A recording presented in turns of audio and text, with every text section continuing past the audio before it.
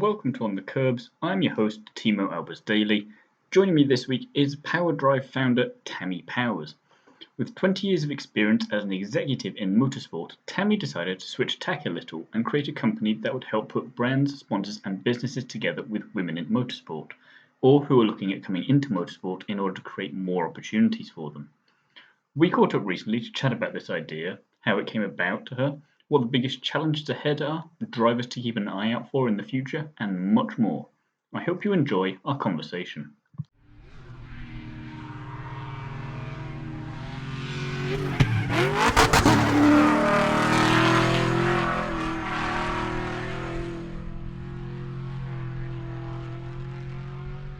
Hi, Tami. Thank you for being here today. First of all, how are you? I'm great. How are you? Pretty good, thank you. So the first question I always like to ask everyone who comes on here is, what got you into motorsport in the first place? Oh, wow. That was 2 decades ago. So 20 years ago, I met a man by the name of Alan Johnson. And at the time, I didn't know he was a very decorated crew chief team owner here in the United States with the NHRA, which is short for the National Hot Rod Association. And that is drag racing. And that is very popular here in the United States. It's the largest motorsport body in the United States. And in popularity, it's second to NASCAR. And so the NHRA is a great platform. I met Alan, and long story short, that was 20 years ago. And something between he and I really clicked, and I've been working for him ever since. And then during COVID, I wanted to, as we all did, sort of reevaluate.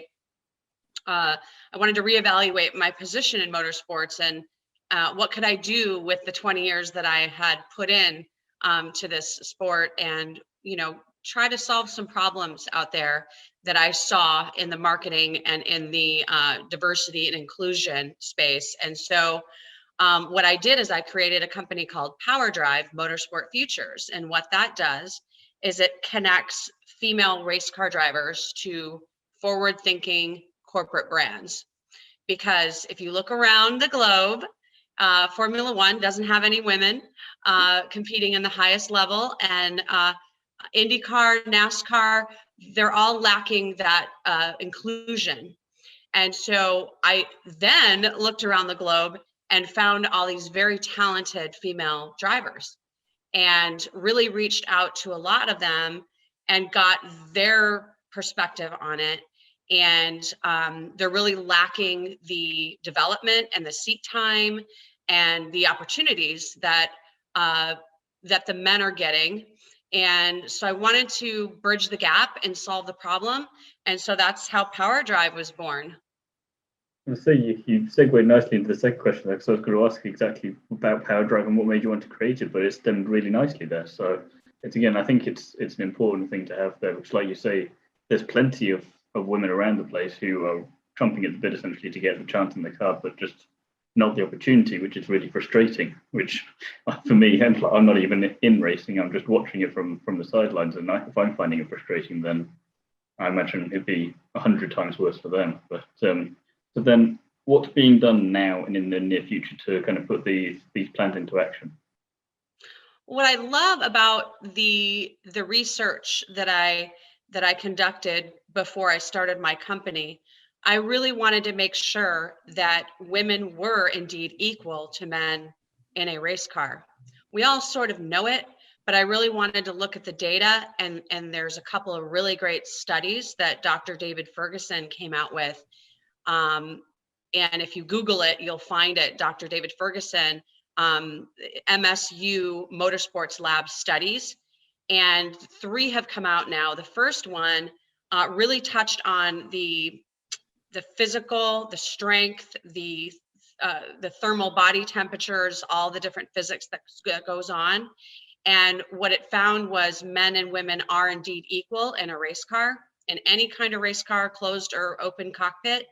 The only thing women were lacking in those studies was experience, seat time, and that, as we all know, is opportunity.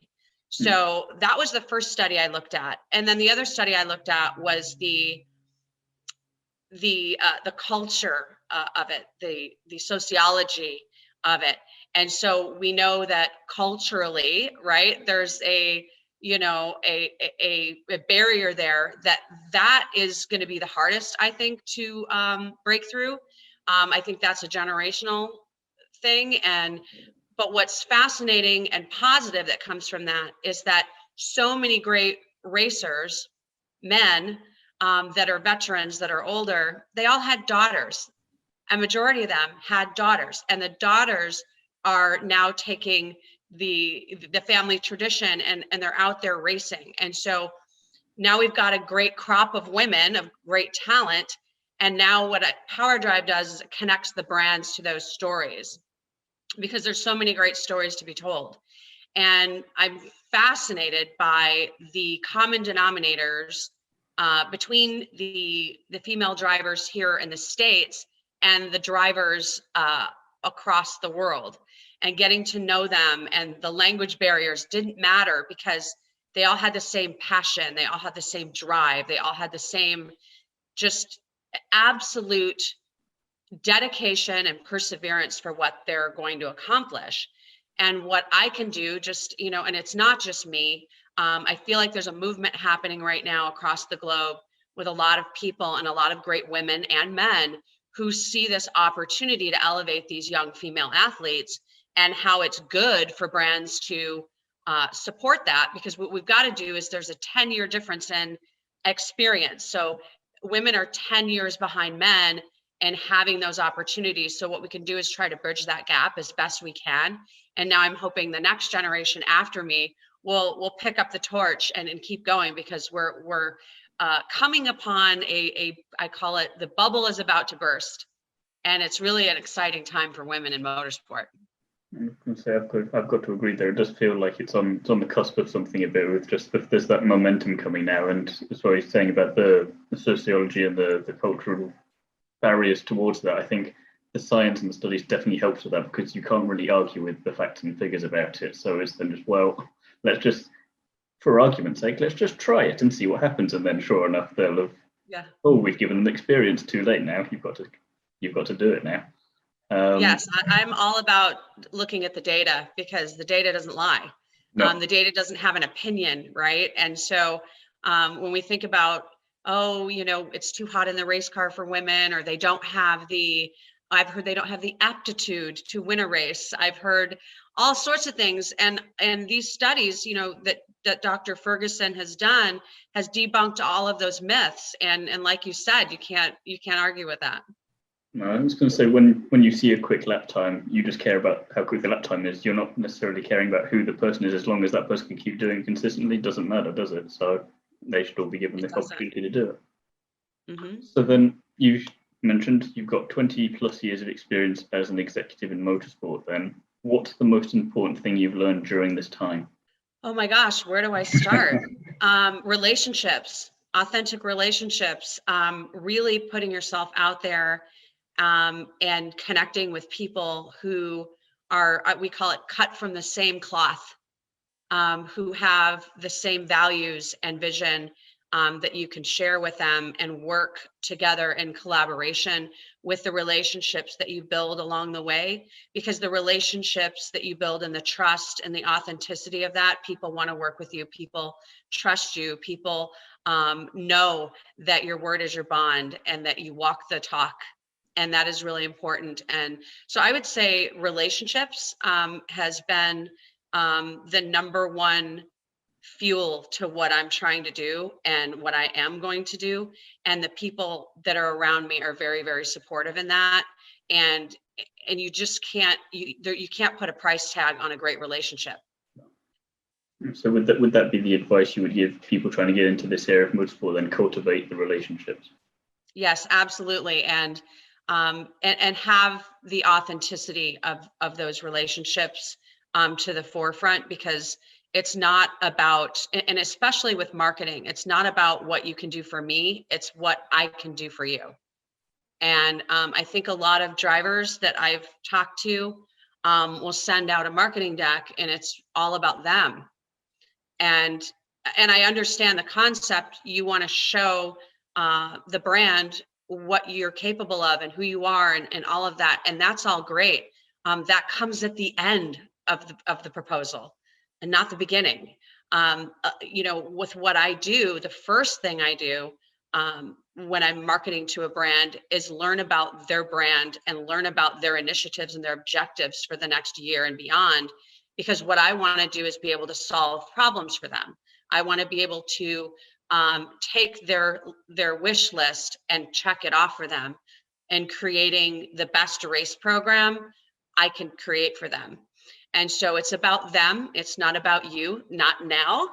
It will eventually be, but if they're giving you money, investing in you, you've got to make sure that you can deliver for them. And I always say, under promise, over deliver.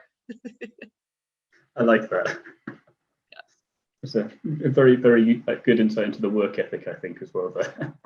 Yes. So then, if you mentioned Formula One earlier, and there's not been a female racing driver in there for a few years, and not in a race for decades. What are your thoughts on W Series and about what it's trying to achieve? When I first heard the rumblings about the W Series, I was mortified. I'm like, why are they segregating? Segregation is not inclusion. And I think there were many people who also felt the same way. On the other hand, I wouldn't know a lot of these open wheel racers if it wasn't for the W Series. So I think there's pros and cons to it. I think Catherine, I believe, who was running that series, I feel her passion. I feel, through the media, her genuine passion to give these girls an opportunity. I feel all of that. I think whenever we segregate anyone based on their gender or their race or whatever it is, I don't think that is the way I would choose to go if I had the power. But it is what it is. And I think the girls are getting a lot out of that program. I wonder, I would like to see how it rolls out and see if there's a female F1 driver that comes from a feeder series like the W Series. It'll be interesting to see how it plays out. And so I think from talking to a couple of drivers and looking at what their plans are for it, I think over the next couple of years we'll definitely be able to see more of that. Because again, it only started out, and then obviously last year, bit tricky to do anything. So hopefully once it's back on its feet as it's doing well this year, then be able to see that and again improve accordingly, because it's one of those frustrating things. I think if the opportunities were there, we wouldn't have needed to do this in the first place, but we had to try and find a way around it. So it was never going to be 100% foolproof, I think, but you got to try something to get your foot in the door, I think.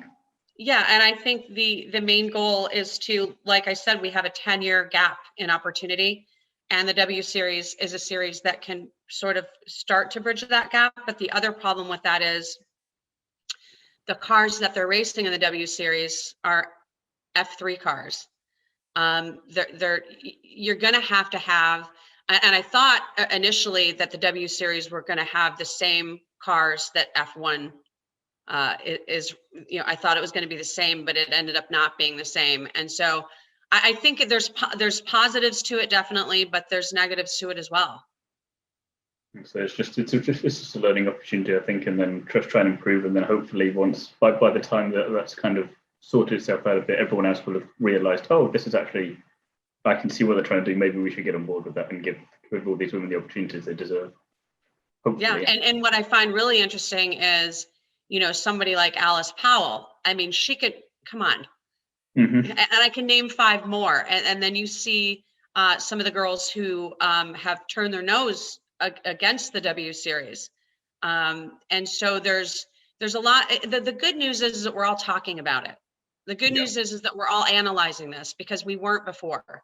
I didn't know who half these girls were before the W Series. And I didn't know who half the girls who were very against the W Series were until the W Series came up. So I think if we choose to extract the positive out of it and do what we can with that, that's going to be the best bet. So yeah, for sure. And then again, if you get great racing, you're gonna pay attention to it. So it's a win-win on that situation then. Agreed.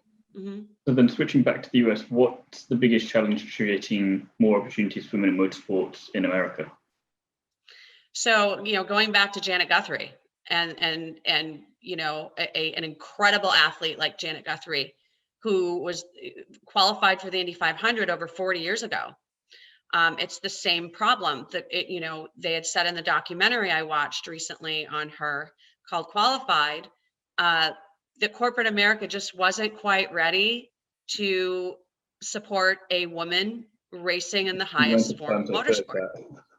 And we're still there. And that was the driving force behind Powerdrive. I said, enough is enough. This has been over 40 years. And if you look at 85% of the purchasing power in the home is the female. And you look at the numbers ticking up of women who are fans of motorsport across the globe. It's just ticking up higher and higher. And you look at all the data again, we're looking at the data again, and women aren't represented out there. And it's a cultural thing. It's, a lot of the brands, do they want to risk this? And the R word doesn't even need to be a part of that. Are they risking when they write those $1 million checks to male racers, or the $20 million checks to Kyle Busch and NASCAR? Do they think that's a risk? Because I don't see it as being a risk supporting a woman. I think it's a good business decision. And I think women are great storytellers and they're great athletes, and they connect. Women naturally connect emotionally, and the physicality of these girls, these athletes, is the same as men.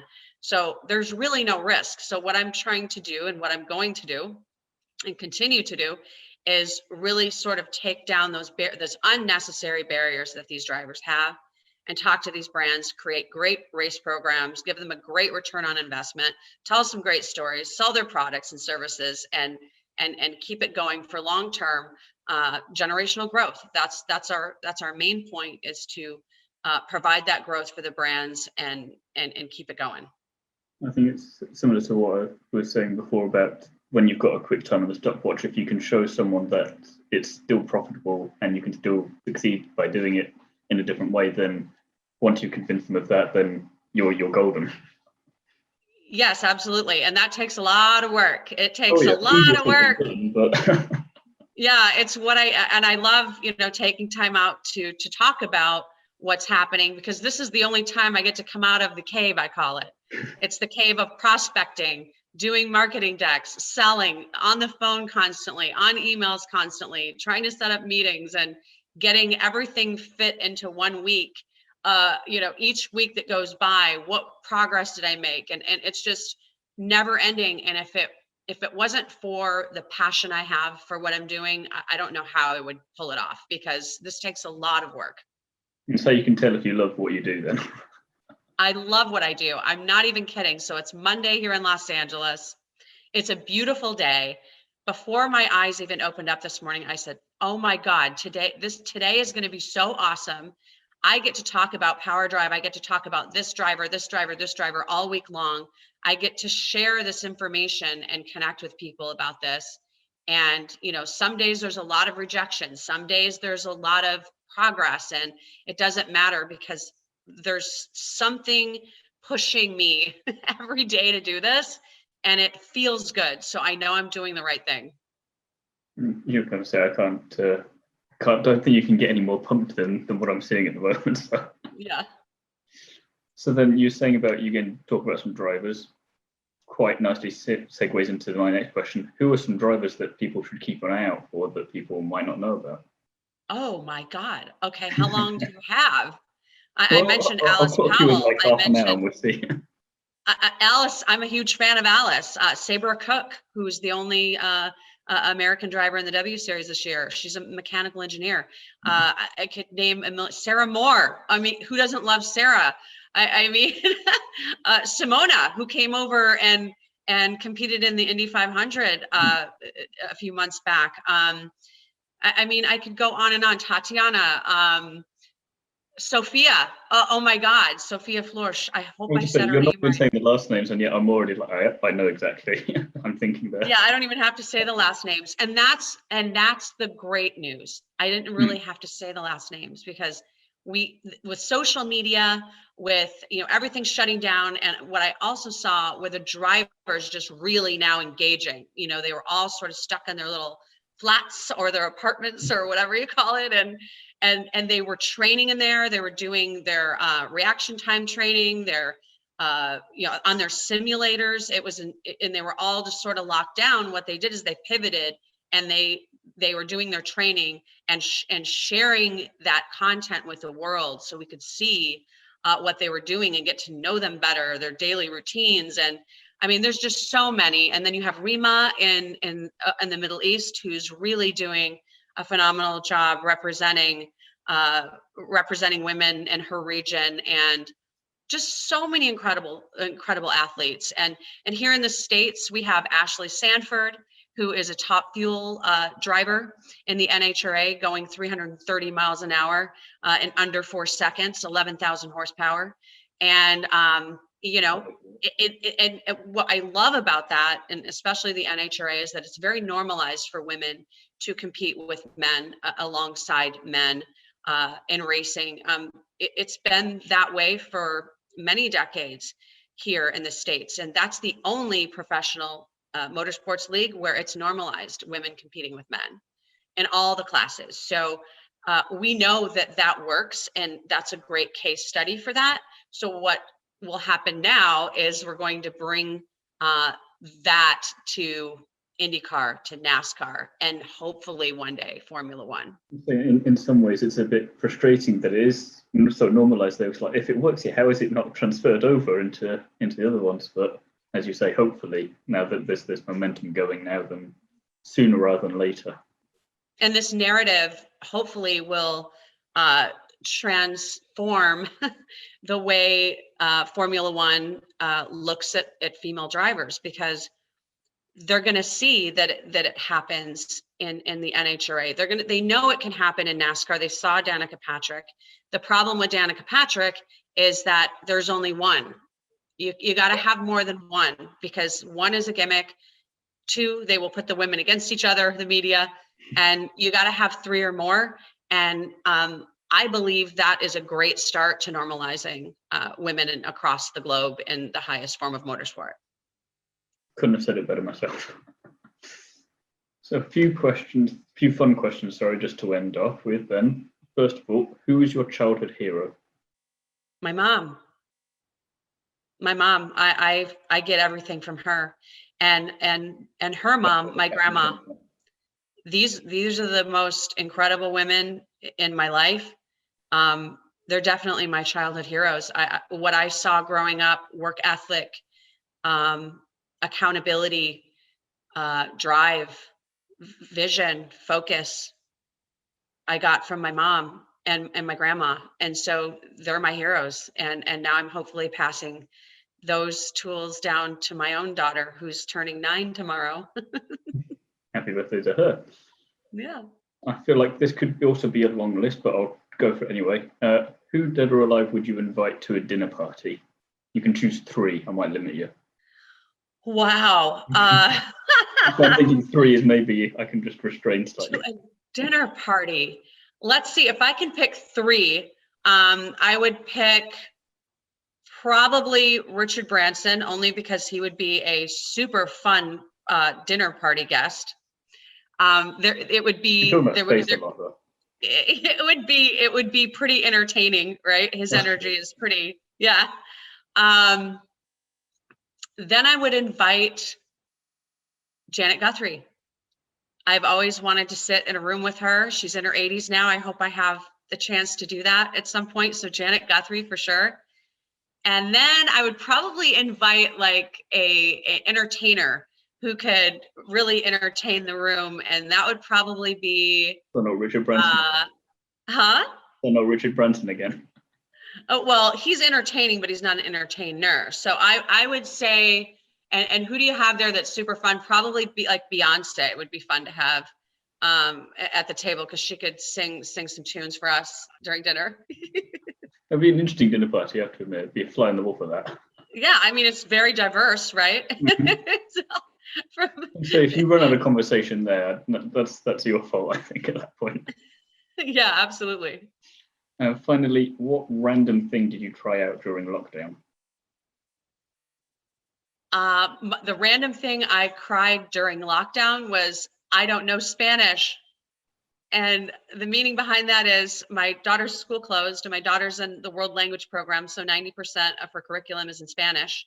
And I don't know Spanish. So I had to homeschool for a year and a half in a language I did not know and somehow pulled it off. I'm guessing you know a bit of Spanish now, then. I would hope so, yes. Very productive, though, learning a language. I would say so, absolutely. Well, it's been an absolute pleasure chatting with you. I want to wish you best of luck with everything to do with Powerdrive moving forward, and we'll probably see more of you in the future as all of this comes to fruition. So yeah, thank you for being here today. Absolutely. Thank you for having me, and have a great rest of your week, okay?